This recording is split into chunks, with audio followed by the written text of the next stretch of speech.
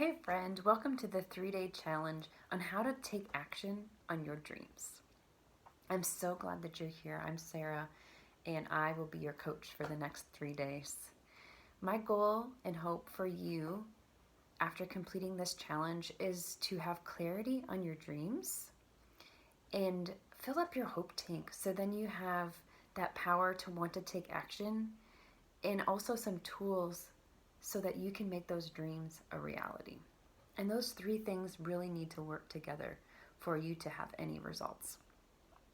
Today, we're talking about dreams and desires and getting clarity on your vision for your life. When is the last time that you've checked in with what your dreams and desires are? Have you gotten curious about where you're going and what you want to do and why you're doing it?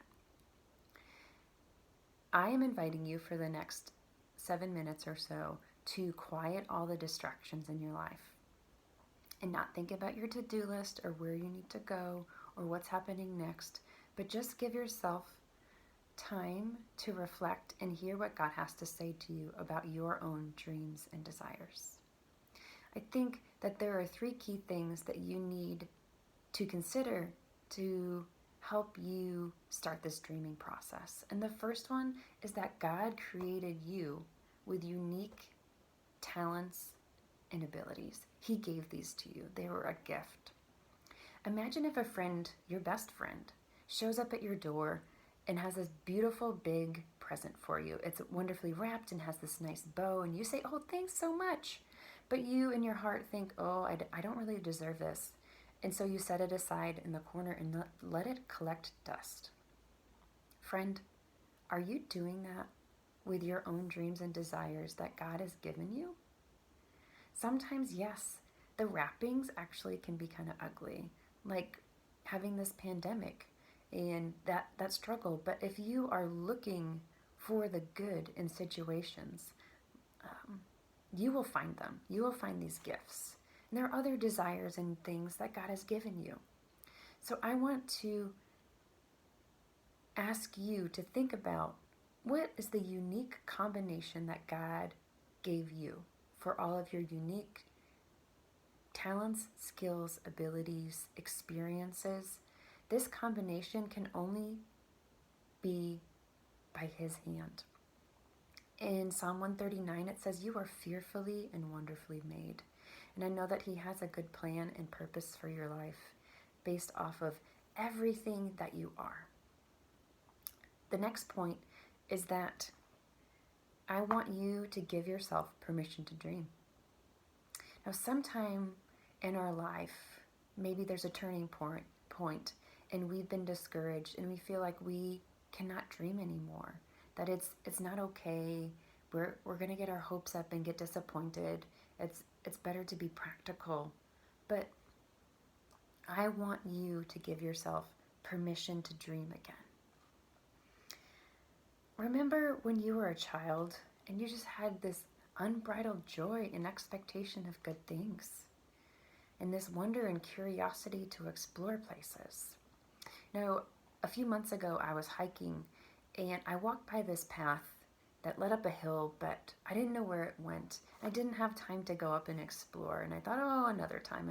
And I kept passing this same trail every time I hiked.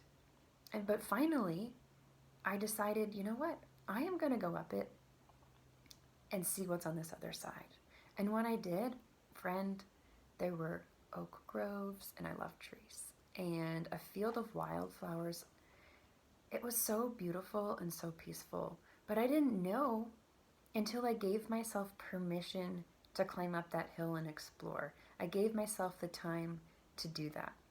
So make time for yourself. Give yourself permission to explore your dreams and desires today.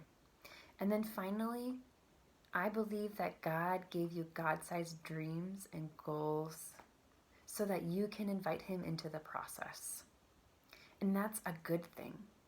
You see, 6 years ago, my husband and I were living in Massachusetts, and I had this desire of wanting to get plugged into a Jesus-loving church and have this beautiful community.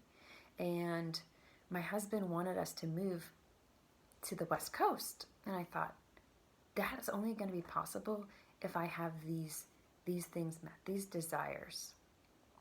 And we forgot about the conversation for a while. But fast forward 4 years, and we'd moved to California and lived here for a year, and we had that community, and I had friends to support me and be with me when I began my journey of motherhood, and then more recently to love and support and drop off meals when my dad passed away.